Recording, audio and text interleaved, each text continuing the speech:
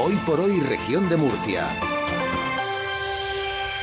La 1:35 de la tarde, seguimos en Hoy por Hoy. Esta semana arranca el Congreso Internacional FONPLEI, dirigido por la Universidad de Murcia, que reúne a voces de referencia sobre la migración en la Unión Europea. El proyecto arranca este martes en Granada, está financiado por la Comisión Europea y examina, entre otras cosas, los relatos de ciudadanos de la Unión Europea que viven y trabajan en un país distinto al suyo.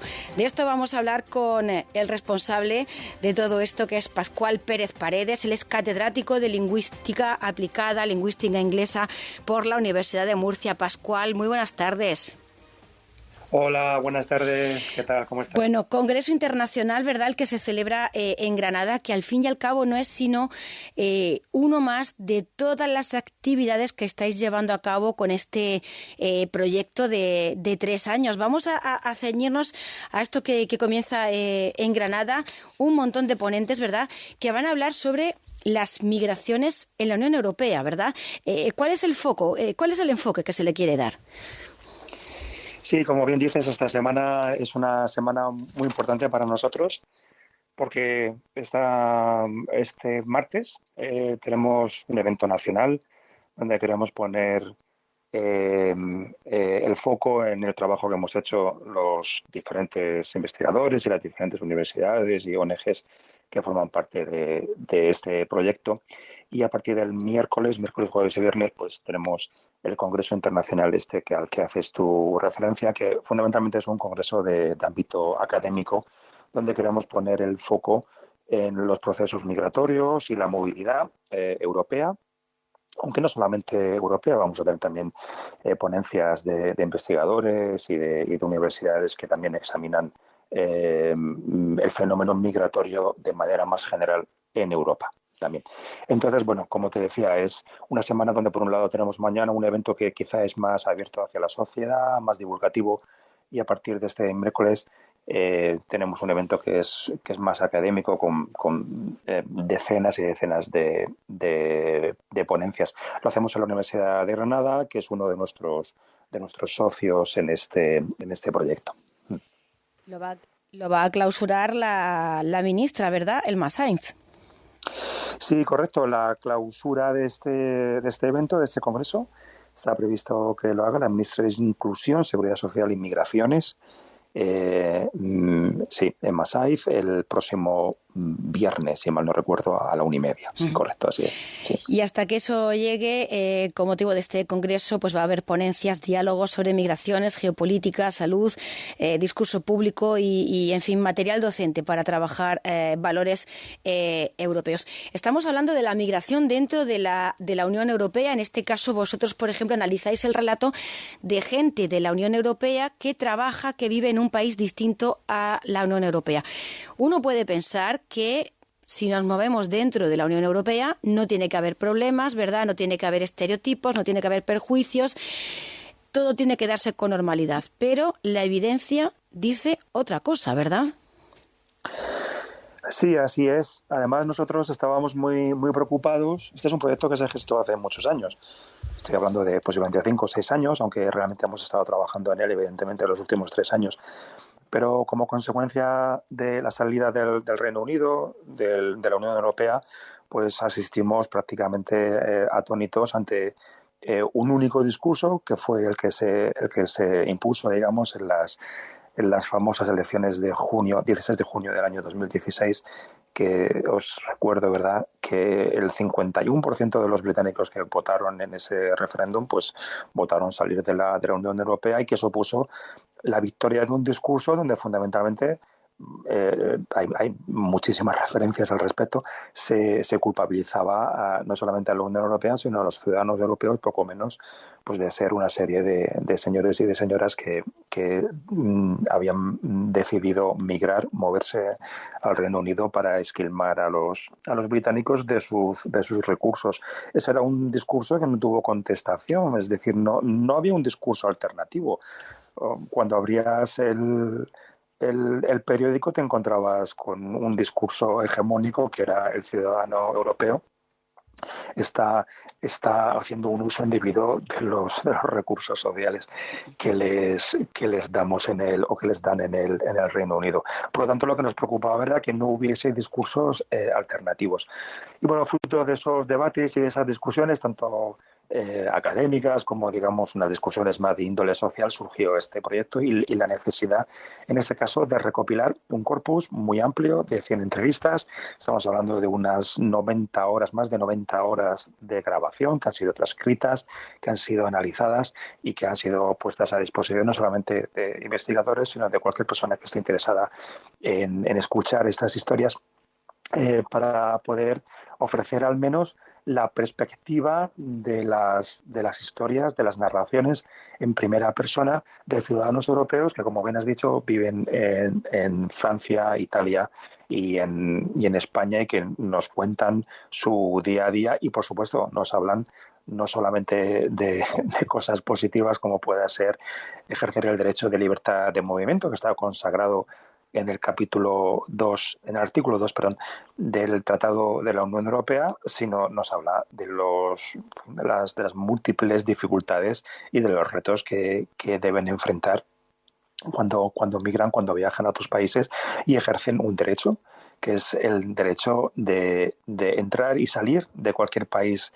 de la Unión Europea y de poder trabajar, de poder estudiar y, por supuesto, el derecho de recibir asistencia sanitaria y asistencia social de toda índole y de todo tipo. Entonces pensábamos que era importante poner a disposición de todos los ciudadanos, por supuesto, de nuestros estudiantes, ya que somos universidades la gran mayoría, pero de todos los ciudadanos europeos este recurso. Si me permites, voy a decir el título, el nombre de esta página web, donde cualquier persona que nos esté escuchando ahora mismo puede acceder a estas historias. Si me permites, digo el nombre. Sí, sí. Es Phone at Play. FOM es el acrónimo en inglés de Freedom of Movement, por lo tanto es FOMAT,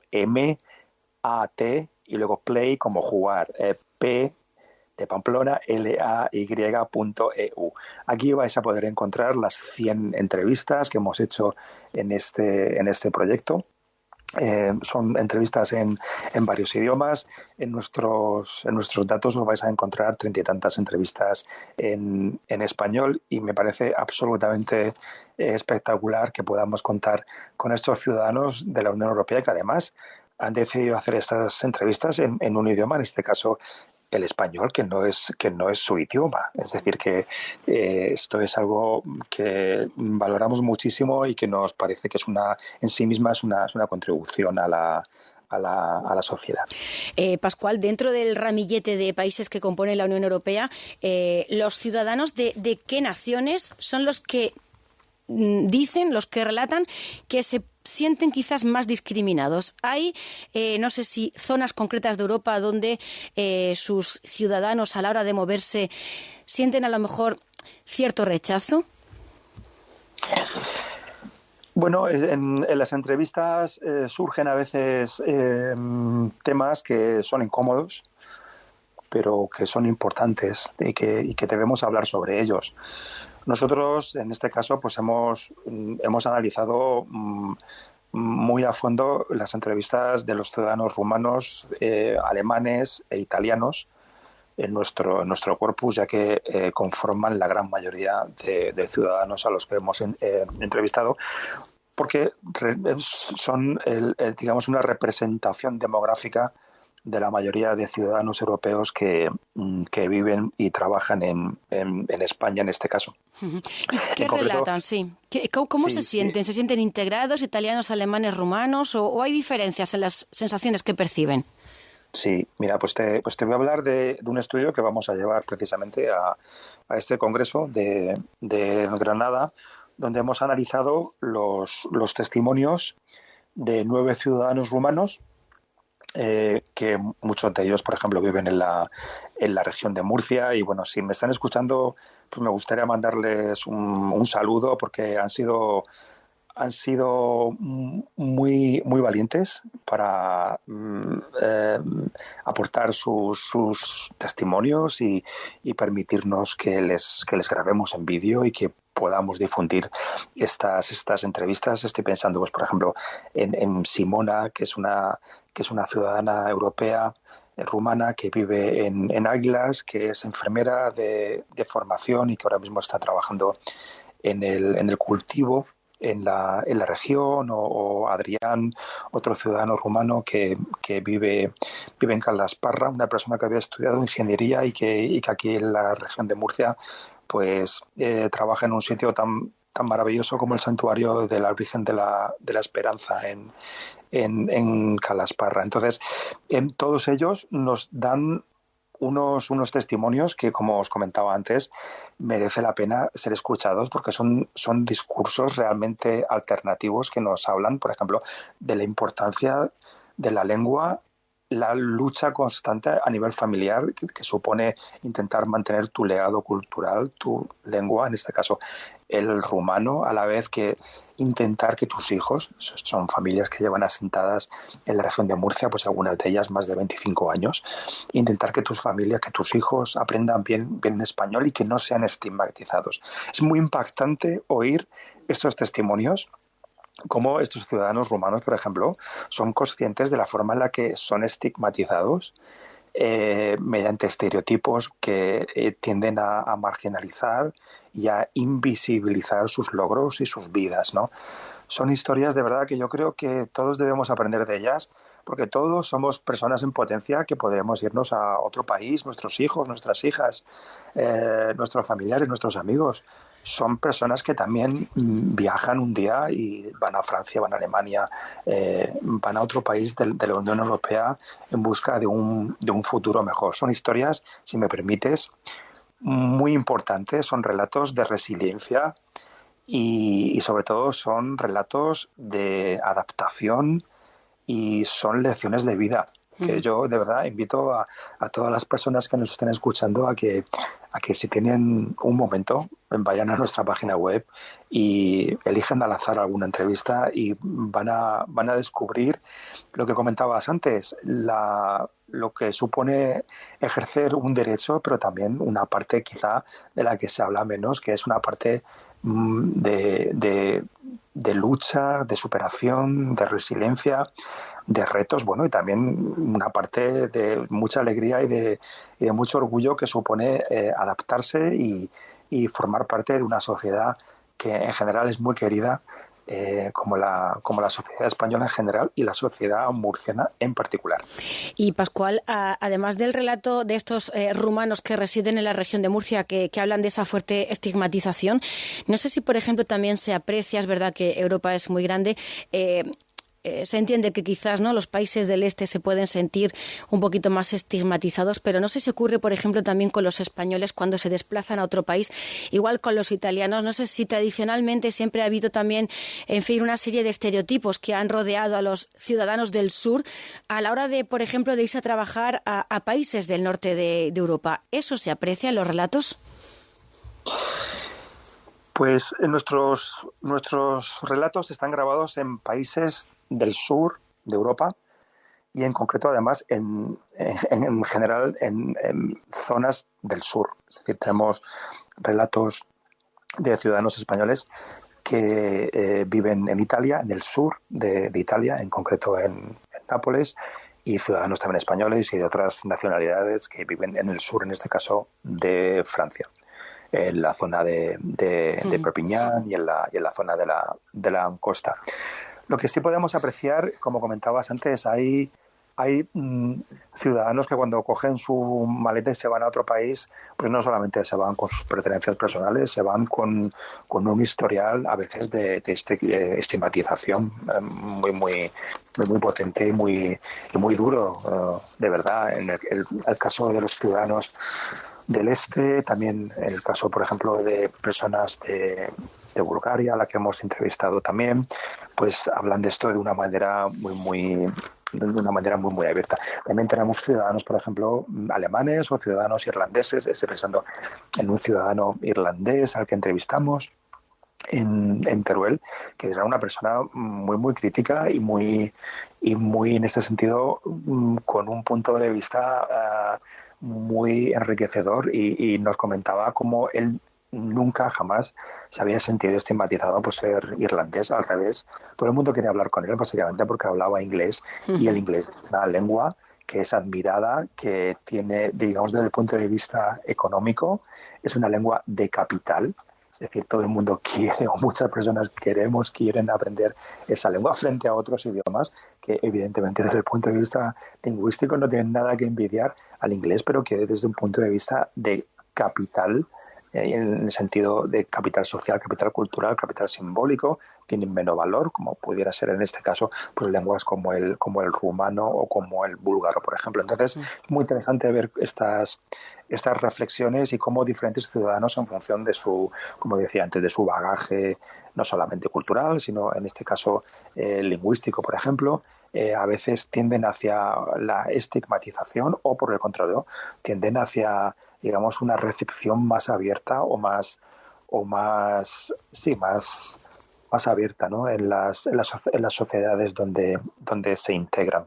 Eso sí que puedes verlo en estas narrativas. Por ejemplo, los ciudadanos alemanes también, sí. Deducimos, ¿no?, que los del norte son bien recibidos en el sur, quizás los del este no tan bien recibidos en el oeste. Y nos queda un minutito. En ese intercambio entre Italia y España, en teoría no debería de haber grandes diferencias, ¿no? O sí que sienten cambios, o sí que se sienten rechazados unos y otros. Bueno, en general, el rechazo opera en dos niveles. Opera en un micronivel, que es un nivel que tiene que ver con digamos, las fronteras invisibles que pueden existir en las diferentes sociedades. Por ejemplo, casi todos los ciudadanos nos hablan sobre sus experiencias aquí en España a la hora de intentar tener acceso a la sanidad pública, o a tener acceso a una cuenta bancaria, y encontrarse en una serie de suerte de loop burocrático donde es imposible conseguir una respuesta inmediata de la administración, pese a que la normativa europea es muy clara al respecto. En una mesa redonda que hicimos en junio con ciudadanos europeos aquí en Murcia, se nos comentaba que últimamente esas pequeñas trabas burocráticas que a lo mejor podían encontrar hace 15, 20 años, afortunadamente están empezando a desaparecer, fundamentalmente a la administración electrónica. Y luego hay otra traba que es más simbólica, que es más invisible, y es, digamos, la forma en la que discriminamos o nos discriminan en función de nuestra nacionalidad, también en función de nuestro capital humano, es decir, en función de nuestros trabajos o de nuestra formación. Fijaros que os he comentado antes 2 ciudadanos rumanos que tenían una formación además valiosísima, una persona que es enfermera y otra que es ingeniero, y que por diversos motivos al final tuvieron que encontrar trabajo en otros sectores, pese a tener una formación para poder trabajar en otros. Entonces, bueno, es importante que conozcamos estas historias, y que como ciudadanos yo creo que seamos conscientes de ellas y que podamos contribuir, por un lado, a que en nuestra sociedad estas cosas tiendan a desaparecer poco a poco, y que también seamos conscientes de que todos, absolutamente todos, somos emigrantes en potencia, y que todos tenemos familia, todos tenemos hijos, todos tenemos amigos que mañana pueden coger una maleta y se pueden ir a otro país para encontrar un futuro que sabe mejor, o simplemente para ejercer un derecho, que es el derecho de la libertad de circulación y de movimiento. Pues Pascual Pérez Paredes, catedrático de Lingüística Aplicada y Lingüística Inglesa de la Universidad de Murcia, mil gracias por acompañarnos en Hoy por Hoy. Un abrazo. Muchas gracias a vosotros por haceros eco de nuestro proyecto y por dar cabida a estos contenidos. Muchísimas gracias. Gracias. Hoy por Hoy, Región de Murcia.